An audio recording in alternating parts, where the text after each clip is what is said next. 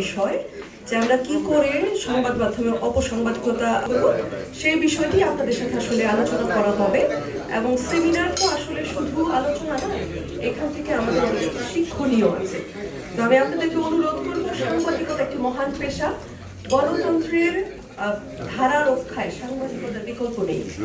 আর সংবাদ মাধ্যম, সংবাদপত্র একটি সমাজের আয়না, যে আমরা কেমন, আমাদের দেশ কেমন চলছে, এটা কিন্তু আমরা সংবাদপত্রটি খুললেই বুঝতে পারবো।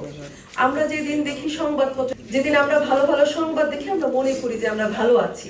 তো এই অর্থে আমি বলছি যে সংবাদপত্র আসলে আমাদের দেশের, সমাজের, আমাদের জেলার জন্য আয়না।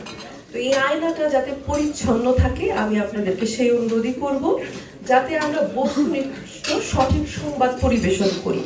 সংবাদটাকে আমরা এমনভাবে পরিবেশন করি যেটি একদম সঠিক ধারণা দেয় আমাদেরকে। আমরা যদি সংবাদকে এমনভাবে পরিবেশন করি যে ঘটনা যা ঘটেছে আসলে টপিকের সাথে আমার ভেতরের ঘটনা মিল নেই, এরকম যাতে না হয়। আপনাদের প্রতি আমাদের অনুরোধ থাকবে যে আমরা আসলে সমাজেরই অংশ, তাই না?